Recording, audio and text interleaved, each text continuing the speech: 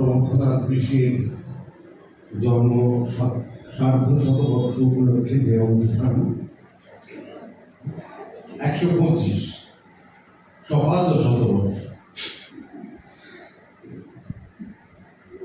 তাতে তার প্রতি আমার শ্রদ্ধা জ্ঞাপন করি এবং শুধু শ্রদ্ধা জ্ঞাপন করি না, বিস্ময় মিশ্রিত শ্রদ্ধা জ্ঞাপন করি। এই বিস্ময়টা কেন সেটা বলতে গেলে অনেক সময় লাগে। আমি খুব বিস্তারে তার সম্পর্কে আলোচনা করব না এখানে। আমি একটি বিশেষ প্রসঙ্গ নিয়েই আলোচনা করব, কিন্তু তার আগে দু একটা কথা একটু বলে নিই। প্রথম কথাটা একটু হয়তো ব্যক্তিগতই, কেননা আমি আমার ছোটবেলায় এই মানুষটিকে এত কাছ থেকে দেখবার সুযোগ পেয়েছিলাম যে আমি কখনো তার মূল্য বুঝি। তিনি যখন প্রয়াত হন আমার তখন 15-16 বছর বয়স। তখন সত্যি সত্যি কে তুমি তাকে জানতো, কিন্তু ছোটবেলা থেকে বাড়িতে তার নানা রকম বই, এবং সেই বইয়ের মধ্যে যেমন একদিকে 15ই আগস্ট, লালকেল্লা, বঙ্গভঙ্গ ইত্যাদি ছিল, তেমন ঋণং কৃত্বা বা ধৃতং পিবেত ইত্যাদি নাটক, সেগুলো বলা বাহুল্য, আর একটু পরে পড়ছি। কিন্তু আমাকে যেটা সেই বয়সে ভীষণ আকর্ষণ করেছে, আমি প্রমথনাথ এবং রবীন্দ্রনাথের প্রসঙ্গে আজকে যাচ্ছি না, আমাকে যেটা ভীষণ আকর্ষণ করেছিল সেটা হলো প্রমথনাথ ঋষির ছোট গল্প।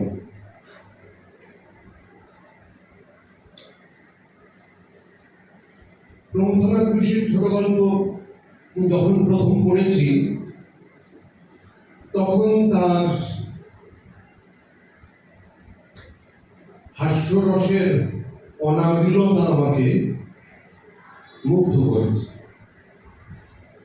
সত্যি সত্যি আজকে ছোট গল্পকার প্রমথনাথ ঋষি বিস্মৃত প্রায়, কিন্তু তার ছোট গল্পের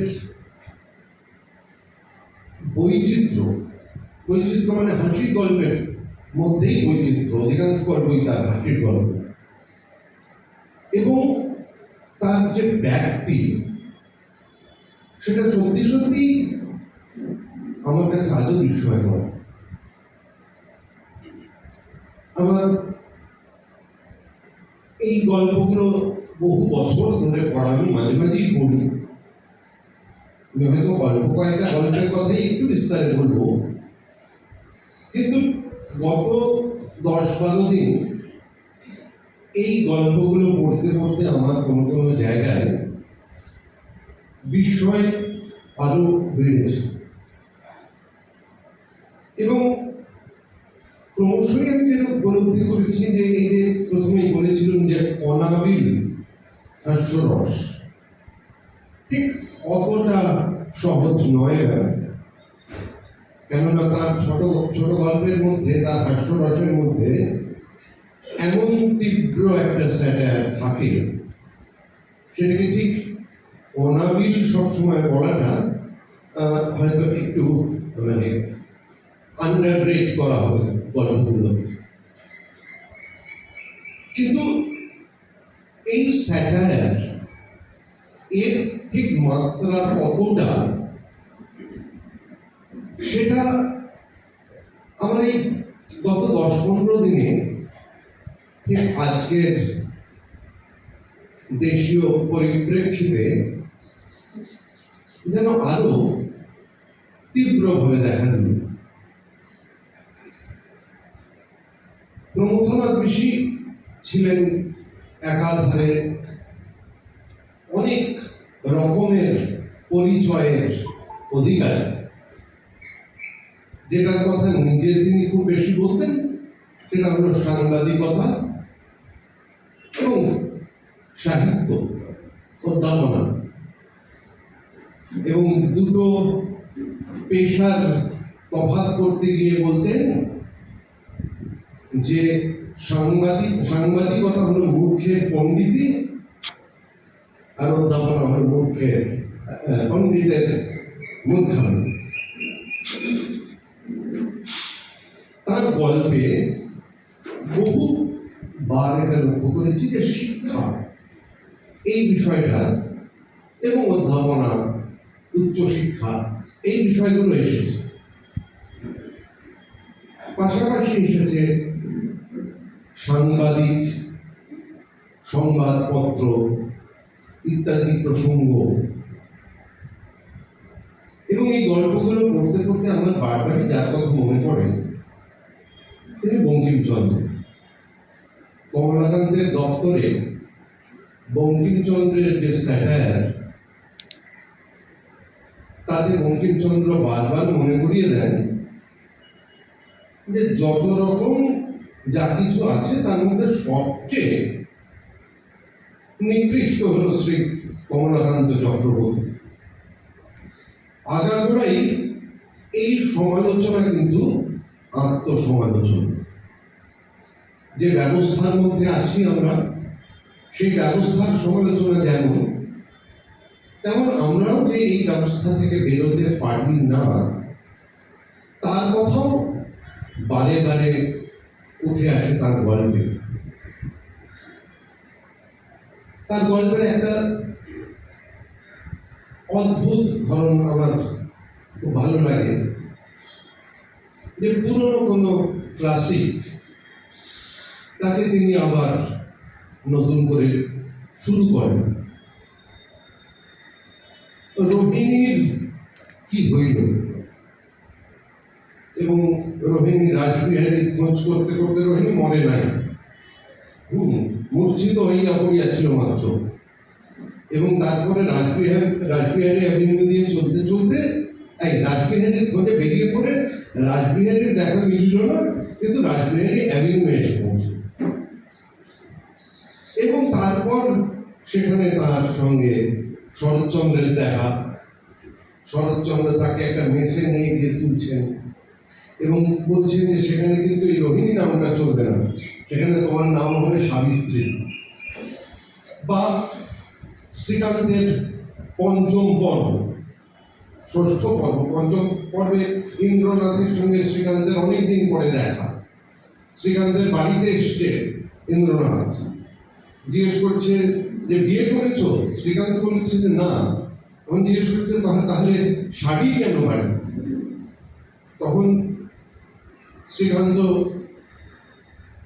স্বগত কথন যে কি করে বোঝায় যে রাজলক্ষ্মীর সঙ্গে আমার সম্পর্কটা কি। কিন্তু তারপর দেখা গেল যে সকালবেলায় ইন্দ্রনাথ রাজলক্ষ্মীকে নিয়ে বাড়িছে।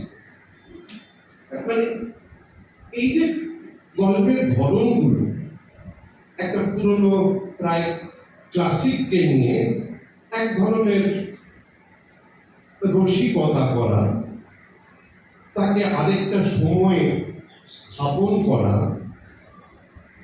এই ধরনটা আঙ্গিকের দিক থেকে খুব আকর্ষণীয়।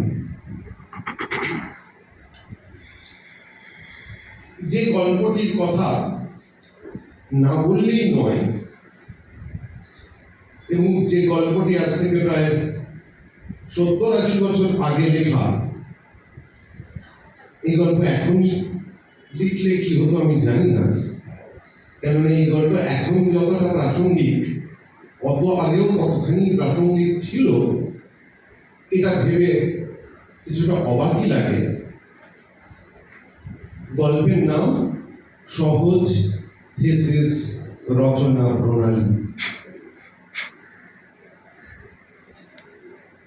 একজন অধ্যাপক এই গল্পটা লিখছেন মানে প্রমথনাথ ঋষি একজন অধ্যাপক, গল্পটা বলছে একজন মানুষ যে তার ছাত্রাবস্থায় সহপাঠী, যাকে নিয়ে তারা খুব মস্করা করতো, রামতনু নাম ছিল তার, তাকে তারা আরামতনু বলতো, একটু কৃষকায় বলে। কিন্তু রামতনুর দ্বারা কিছু হবে এটা কেউ মনে করে না, পড়াশোনা তার হবার নয়।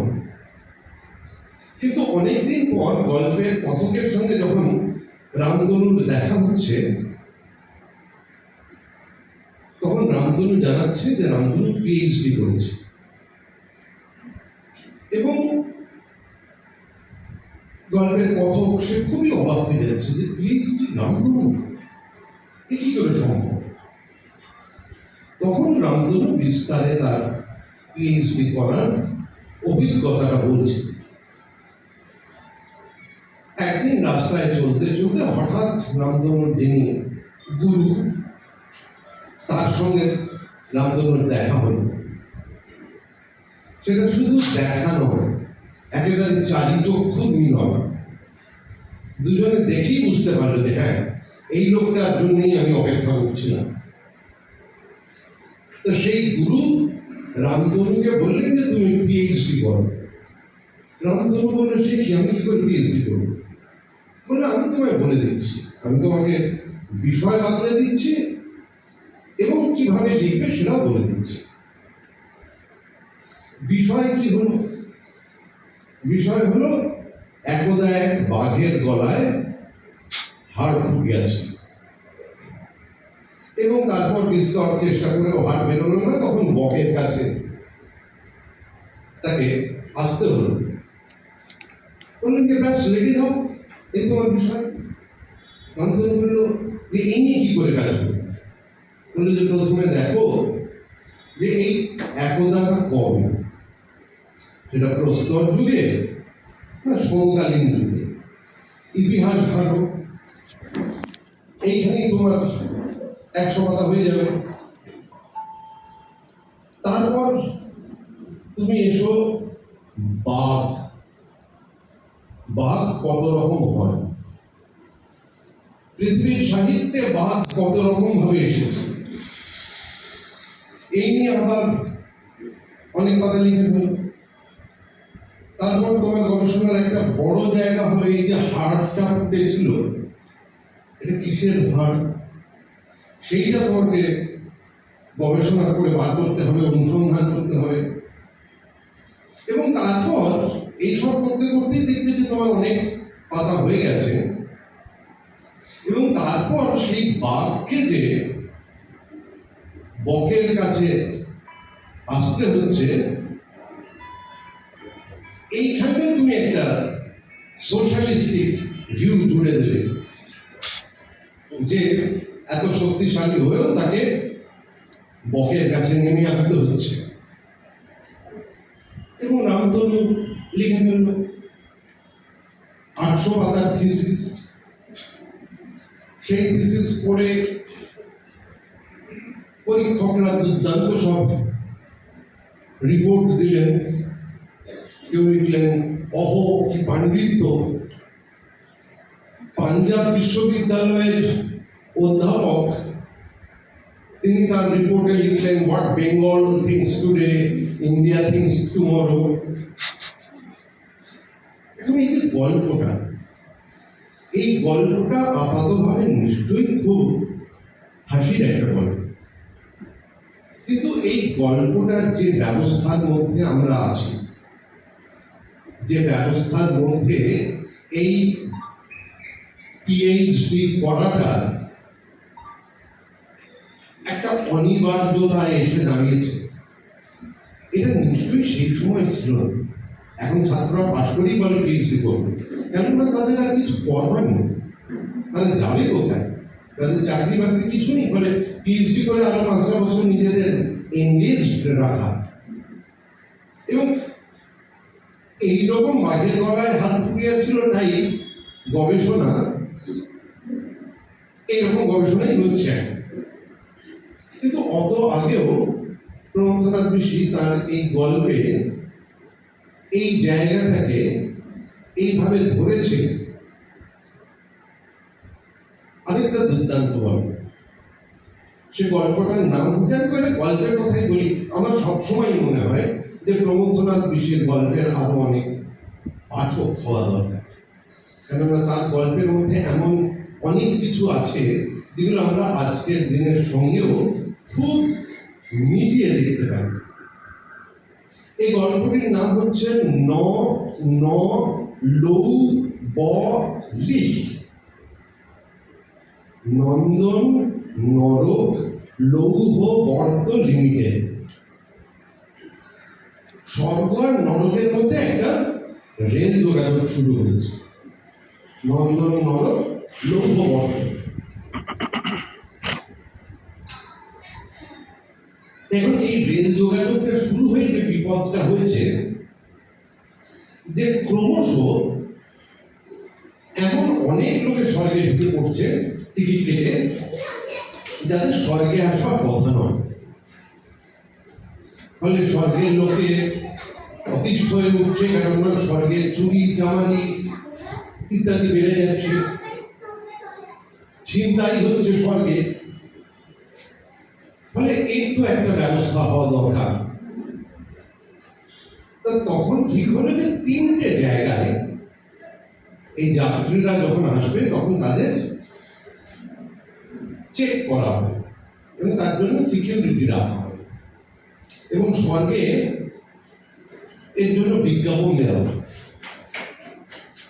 যে তাদের দারোয়ান বানানো হবে।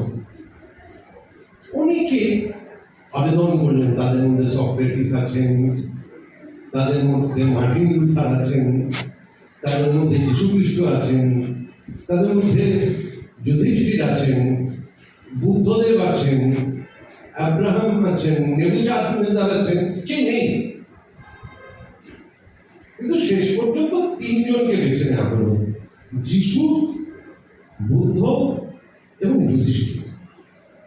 এই 3জনের রেকমেন্ডেশন সবচেয়ে ভালো। যীশু বাইবেল হাতে নিয়ে ঢুকেছে, বুদ্ধদেব ত্রিপিটক হাতে নিয়ে ঢুকেছে, যুধিষ্ঠির মহাভারত হাতে নিয়ে ঢুকেছে। ফলে এই 2জনকে সবচেয়ে বিশ্বাসযোগ্য মনে করে 3জনকে নিযুক্ত করা হলো, এবং অল্প দিনের মধ্যেই দেখা গেল যে স্বর্গে আবার শান্তি ফিরে আসছে, স্বর্গে আবার ভুলভাল লোক আসা বন্ধ হয়ে যাচ্ছে। কিন্তু যারা আসছে তারাও চেষ্টা করছে স্বর্গে ঢোকবার, এবং স্বর্গে ঢোকবার জন্য তারা ঘুষ দেওয়ার চেষ্টা করছে, এবং এরা কিছুতেই ঘুষ নেবেন, ফলে তারা ঢুকতে পারছে না। এরই মধ্যে একজন এসে বলল যে আমি ঘুষ দিই না, বলে তাদের সঙ্গে গল্প শুরু করে মানে একটু পান খাওয়ার পয়সা দিব তাতে দোষ নেই। একজন পান খাওয়ার পয়সা নিলেন, আরেকজনকে গিয়ে বলল যে আমি একটু ভালো মানুষের জন্য পয়সা, তাতে দোষ নেই, তিনি সে পয়সাটা নিলেন। তৃতীয় জনকে এসে বললো যে আপনি এত বড় মানুষ, আপনার জন্য একটু উপরোধ করে নিয়েছি একটা ডালা, সেই ডালার মধ্যে ওপর দিকে ফুল ফল ছিল, তলায় দেখা গেল শাড়ি টাড়িও আছে দ্রৌপদীর জন্য, এবং একটু সোনার গয়নাও আছে। বলে আমি ডালা নিলে কোনো দোষ নেই। ক্রমশ দেখা গেল যে স্বর্গে আবার পূর্ববৎ অবস্থা ফিরে আসছে, এরা কেউ ঘুষ নেন না, কিন্তু এরা পান খাওয়ার পয়সা নেন, ডালা নেন, ভালো মানুষই নেন। বলা বাহুল্য, আজকের পরিপ্রেক্ষিতে দাঁড়িয়ে এই গল্পটা পড়তে আমার খুব অন্যরকম লাগলো। আরেকটি গল্পের কথা বলি, এটাতেও কিরকম নিজেকে ব্যঙ্গ করা আছে। গল্পটার নাম হচ্ছে প্রণামী ও জিপিএস। প্রণামী সাংবাদিক, তিনি সাংবাদিকতা করেন। সমস্যা হচ্ছে যে এখন সবাই এত তাড়াতাড়ি খবর পেয়ে যাচ্ছে যে তার খবরটা আনতে একটু দেরি হলে তার বস রেগে যাচ্ছে। মানে তিনি হতাশ হয়ে একদিন বসে আছেন, এমন সময় একজন সাহেবের সঙ্গে দেখা। সাহেব এসে বলল, কি ব্যাপার, কেন বসে আছো? তো সেই সাহেব বললেন যে, তুমি সাংবাদিকতা করো? বলে, হ্যাঁ। সাহেব জিজ্ঞেস করলো যে, তুমি সাহিত্যিকও? বলে, হ্যাঁ। তখন সাহেব জিজ্ঞেস করলো যে, তুমি আমার লেখা পড়েছ? তখন প্রণামী বলছেন যে, সাহেব নিশ্চয়ই এদেশে নতুন, কেননা সকলেই জানে আমি লিখি, কিন্তু আমি পড়ি না। এই সাহেব বলতে, ঠিক আছে, খবর চাও তো তোমাকে নিয়ে যাচ্ছি বলে একটা জায়গায় নিয়ে গেলেন। এটা আদালত, সেখানে বিচার হচ্ছে, এবং সেই বিচারে আসামি হচ্ছে একজন গরিব লোক, এবং তর্কটা হচ্ছে যে দারিদ্র ভালো না খারাপ। এবং মোটামুটি এক বাক্যে সকলেই স্বীকার করছে যে দারিদ্র খুব খারাপ, দারিদ্রের জন্যই লোকে চোর হয়, ডাকাত হয়। ফলে দারিদ্র দূর করতে গেলে দরিদ্রদেরকে দূর করে দিতে হবে। এখন যে দরিদ্র, তার উকিল একটু লড়বার চেষ্টা করছে যে ধর্মাবতার, দরিদ্র আর দারিদ্র এক নয়।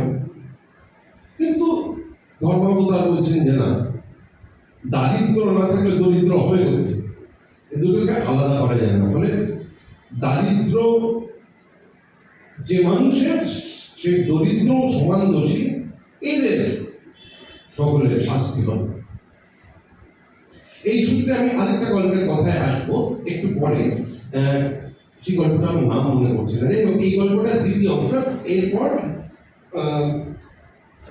জিপিএস জর্জ বার্নার্ড শ, তিনি রবীন্দ্রনাথকে নিয়ে যাচ্ছেন একটা সভায়, এবং সেই সভায় তখন একটা সংবর্ধনা চলছে। প্রথম গিয়ে দেখেন যে সভায় মঞ্চে অনেকে বসে আছেন, এবং একজনকে সংবর্ধনা দেওয়া হচ্ছে, এবং তাকে উদ্দেশ্য করে একটা গান গাওয়া হচ্ছে, তার প্রশস্তি করে। গানটা এরকম, বাতায়ন পথে যাতায়াত তব নহ তুমি সমীরণ, তস্কর বলে নিন্দুক যত, মনোচরে বলে কবিগণ। একজন চোরের সম্বর্ধনা হচ্ছে। তোমার পরশে খোলে সিন্ধু, তারপর ব্র্যাকেটে আছে পরের ছত্রটি, গোলমালে বুঝিতে পারিলাম না। তারপরে লাইন হচ্ছে, হাতুড়ির ঘায়ে ভাঙো অর্গল, সারা নিশি করি জাগরণ। এবং এই যে তস্কর, তাকে সম্বর্ধনা দিতে একটা মানপত্র পড়া হচ্ছে। সভাপতি মশাই সেই মানপত্র পড়ছেন। শুরু হচ্ছে এই বলে যে, মহাত্মন, তোমাকে আমি সমগ্র জাতির নামে আদরে আহ্বান করিতেছি। তুমি যুগপৎ জাতির রুদ্ধচিত্ত ও বন্ধ তালা খুলিয়াছ। তুমি যুগপৎ জাতির হৃদয় মন্দিরে ও ধনভাণ্ডারে প্রবেশ করিয়াছ। তুমি যুগপৎ বাতায়ন ও দ্বার পথে প্রবেশ করিতে পারো, তুমি ধন্য। এবং তারপরে তাকে সম্ভাষণ করা হবে হচ্ছে বারবার, হে দেব বলে কখনো, হে বীর, হে আদর্শবাদী, হে ভাগ্যবান, এবং সবশেষে দুর্দান্ত, হে তস্করর্ষি। এবং এই তস্করর্ষিকে সম্বর্ধনা করা হলো। সম্বর্ধনার পরে তাকে একটা উপহার দেওয়া হলো, একটা সোনার সিঁধকাঠি। এবং তার কিছুক্ষণের মধ্যেই দেখা গেল যে সভায় একটা হুলস্থুল কাণ্ড। সেই তস্করর্ষিকে আর খুঁজে পাওয়া যাচ্ছে না। সকলেরই কিছু না কিছু উধাও। সভাপতির আন্ডারওয়্যারের প্যান্টটা পর্যন্ত উঠাও। এখন এইবার জিবিএস বলছে দেখো তুমি খবর পেলে, কিন্তু তখনও জিবিএস তাকে নাম জানাবে। এই গন্ডগোলের মধ্যে তিনি পালিয়ে যাচ্ছেন। প্রমথনাথ তাকে প্রণামী তাকে জিজ্ঞেস করছেন আপনার নামটা, তখন তিনি একটা কার্ড ফেলে গেলেন যে তাতে লেখা জর্জ বার্নার্ড শ। এই যে দারিদ্র এবং দরিদ্র, এই সূত্রে আরেকটা গল্পের কথা বলছিল। সেই গল্পটার নাম আমি মনে করতে পারছি না, এই জন্য আমি ক্ষমা চাইছি। কিন্তু গল্পটা এরকম যে একটা সমাজে, খুবই উচ্চ সমাজে এরকম একটা ভাবনা এলো এক সময় যে যদি নরমাংস ভক্ষণ করা যায় তাহলে অনেক সমস্যার সমাধান হতে পারে। কিভাবে না, এই দেশে প্রচুর ভিক্ষুক, নরমাংস ভক্ষণ করা গেলে ভিক্ষুক সংখ্যা কমানো যেতে পারে।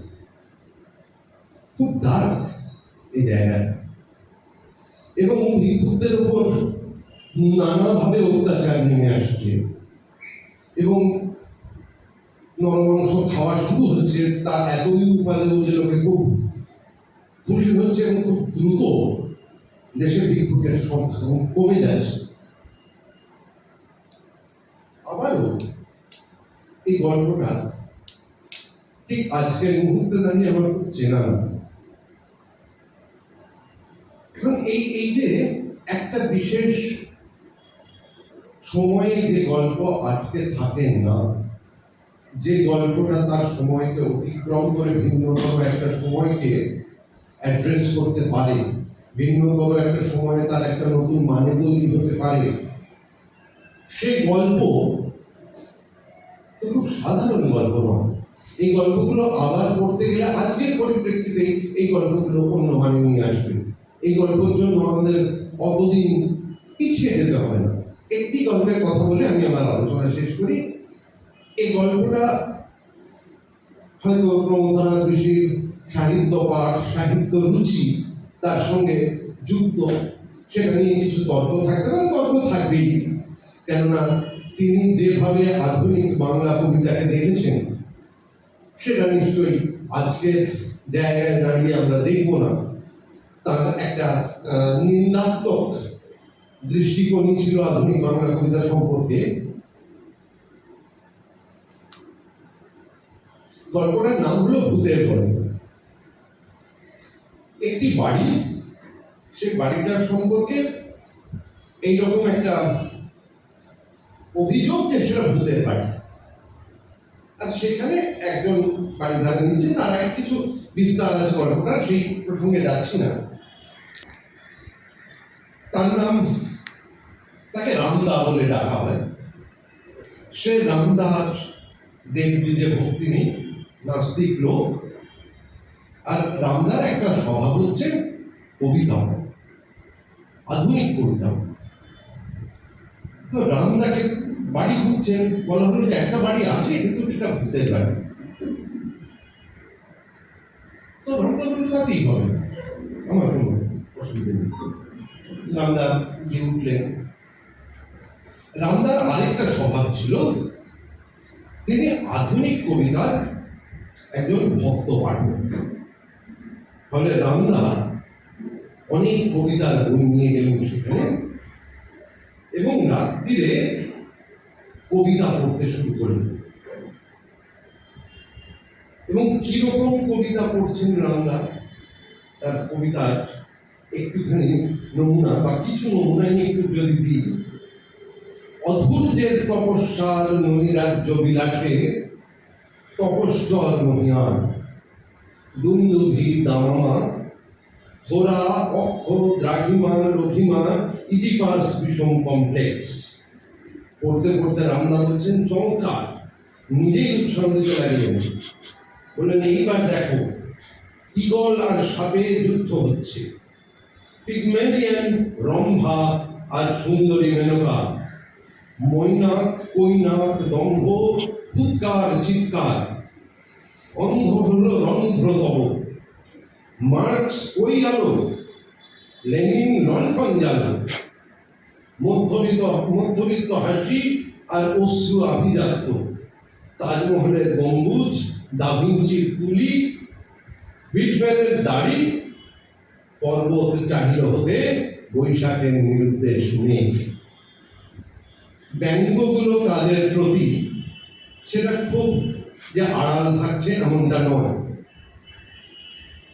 এবং তারপরেও যে কবিতা পড়ছেন, কীতদষ্ট চক্রবাক উন্মোচিত হে বাচাল, জনতা সংঘাতে তব অনুসূর্য মাতে, পোস্টকার্ড আর খাম বেড়েছে তার দাম, বেশি দিন নয় আর আসছে লাল দানব, ওই শোনা যায় হুঙ্কার ইনকলাব ফৈজাবাদ, স্বেচ্ছাচারী ট্রাম, প্রতুকৃতমের শেষ, আকাশের চাঁদ আর এরোপ্লেন, বোমা আর শিলা বৃষ্টি, অজবন্ধু মাতরিস্বা, ট্রয়, দিল্লি, ব্যাবিলন। আবার বলছি যে এই কবিতা পড়াটা নিশ্চয়ই আমাদের এখন খুব সঙ্গত মনে হবে না, কিন্তু মজাটা এই যে এই কবিতাটা রামদা যখন পড়ছেন তখন হঠাৎ সেই বাড়ি থেকে সাংঘাতিক স্বরে কিছু কথা বলতে বলতে বেরিয়ে এলো ভূত। আপনি মন্ত্র পড়া বন্ধ করুন, ভূত তাড়ানোর মন্ত্র এ আমি আর নিতে পারছি না, আমি এই বাড়ি ছেড়ে চিরজীবনের মতন চলে যাব, কিন্তু আপনি এই ভূত তাড়ানো মন্ত্র পড়াটা বন্ধ করুন। এবং তখনই সেই ভূত সে বাড়ি থেকে চলে যাচ্ছে এবং রামদা নিশ্চিন্তে সে বাড়িতে বাস করতে শুরু করল। গল্পের উদাহরণ অনেক দেওয়া যায়, এখন তার গল্প সমগ্র আবার পাওয়া যাচ্ছে, ফলে আমি আশা করব আপনারা এই গল্পগুলো একটু পড়ে দেখবেন। এই গল্পগুলো অসামান্য। রবীন্দ্রনাথ ঋষিকে আমার পুনরায় বিস্ময়পূর্ণ শ্রদ্ধা জানিয়ে আমি আমার বক্তব্য শেষ করব। সাধু সাধু।